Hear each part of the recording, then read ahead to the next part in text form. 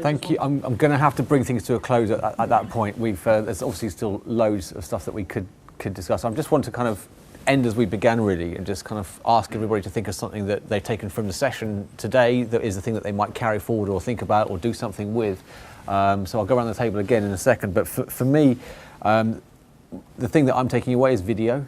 I look back to, I'm just starting to put together my first family holiday to Cuba, and the place that I automatically found myself starting, because I haven't booked a holiday in a while, was YouTube. And I started looking there, and there's all sorts of terrible scraps and odds and ends of people's videos, and it's quite hard to fight your way through it. And what I really wanted was a minute of something like that, and then something in a different, this is Havana, this is Trinidad, this is the overall experience, here are a couple of things that you ought to do, and pretty much that gives you the flavour of Cuba in 5 minutes. That's kind of what I was looking for, and it's been quite hard to do that, but it's interesting, that subconscious move towards video, I hadn't actually registered as my search, and that was the beginning of my research process. It wasn't reaching out for Lonely Planet, or it wasn't to reach out for a search term. It was straight into YouTube, just to give me the flavour, so I can start to kind of decide whether I like the country or not, or what sort of thing I should be looking for. So to that point, I'm quite interested in, when I hear phrases like the long tail of video, that's a nice phrase to me that kind of takes search into that space, which I'll certainly take away. I think for the thing that is probably resonating most in my brain right now, which is something that was just said in passing, but I've been thinking about it more and more recently, is how is email becoming social, and how does some of the traditional marketing things we do now, how does that tie into the information we have, and how can we be more consistent as brands, actually providing our customers with the knowledge that we do know and care about them, and that's why they choose to do business with us. So. Just an overarching theme.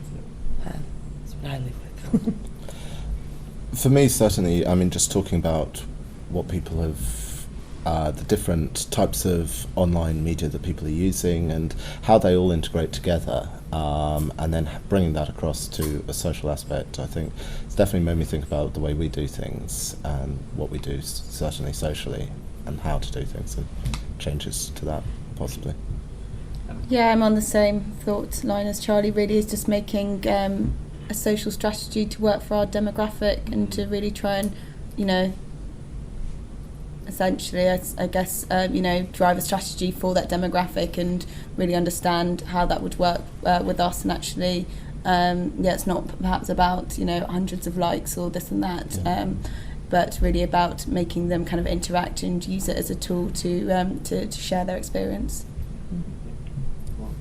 Yeah, well, I think there were so many great points that came out of it, but one thing that just sort of stuck with me was what you were saying, Danny, when you're producing the videos, how you're using iPhone 4s, and that sort of real, almost gritty sort of production values that don't carry that corporate sort of gloss and that veneer of polished marketing communications departments, and which there is always just inspires you to just take everything with a pinch of salt.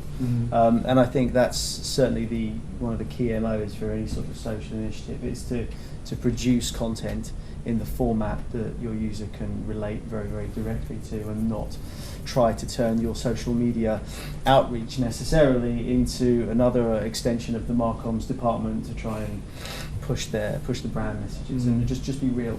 Absolutely.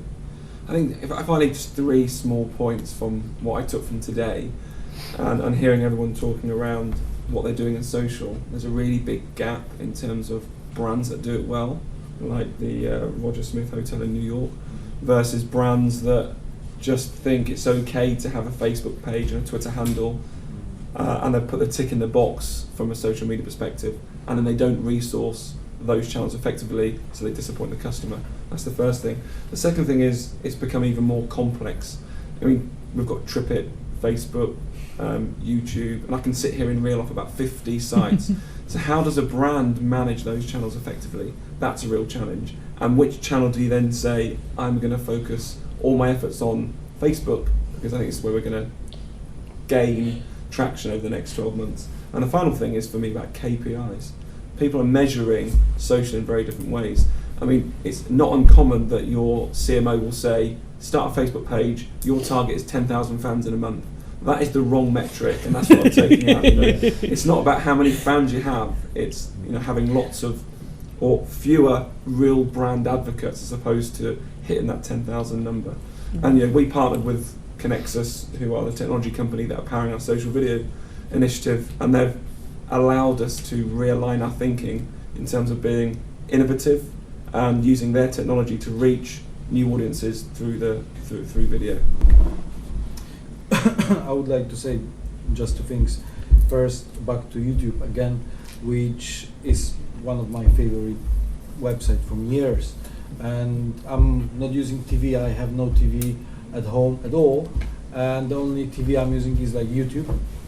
And why I'm doing this, it is mostly because it's not like someone is serving me content with some commercials and then again content. Of course, I got like 5, 10, 100 channels, but constantly someone is sending me this. I can just, wherever my mood is, I can just search something what is interesting. I know that there is lots of really weird movies, but back to TV. In TV, there is as well lots of weird auditions, and we not necessarily need to be a fan. That's why I think there is potential in YouTube. And the second thing is exactly back to the number of fans. As example, I would like to say some words about BMW, which got 5 million or even maybe 7 million right now fans. And I'm always thinking like, are these guys people who want to buy BMW in next 6 months or current users of BMW? I don't think so. Those are people who like autos, they like cars, they like everything about cars. They want to track, they want to observe photos, videos, and so on and so on and so on. And this 5 million doesn't really mean that there is like potential customers behind. It's rather like how known this brand is. And this 5 million compared to, for example, Bodrum, who manufactured this thing, would be like this company have 20,000 people who likes, and we could say that, oh, this is the same level of engagement, because I cannot imagine that this company got 5 million people who likes them on Facebook. That would be really weird. Then I think definitely the number of fans is not the major thing we should focus on. Mm-hmm. Thank you. Yeah, one point I want to focus on is what you mentioned earlier about that it's not anymore just multi-channel, it's also multi-platform. So I want to have a better understanding of which platform are driving traffic to our site and how they are converting, something that I don't have a visibility yet. Thank you. So what I'm saying from these roundtable is really that it's not only a matter of being or ensuring a social media presence, but also, or mainly, understanding who your audience is and where they are, so which social media platform they use and when they use it. So it's basically ensuring that we understand these and send them the right message. Just like in Anna's example, obviously, when you send the wrong message, you could actually have a negative effect in your campaign. So it's clearly something that I think, as a travel agency, we need to make sure we do correctly. And also, coming back to these videos, we do have videos. I don't know if you've watched our videos. They are clearly great quality videos. Destinations. I think the last one was Berlin. Like table tennis in Berlin or something, which is funny, but obviously it's clearly branded. It's clearly Expedia branded, and I think I agree with you. We definitely need to encourage either through user-generated content or maybe by on agency that actually creates some kind of lower quality video in order to to develop a different kind of offering to our audience. I think this is clearly something we would look into in the future. I think I'm similar to everyone who's going to be walking away from the meeting thinking, need to embrace social and understand how social can help. On top of that, and it's possibly a point that we didn't speak about enough would be mobile. Go back to Charlie's point right at the start. If we look at someone like Japan, the technological hub of the world, more searches are happening on mobile devices than they do on traditional laptops and desktops.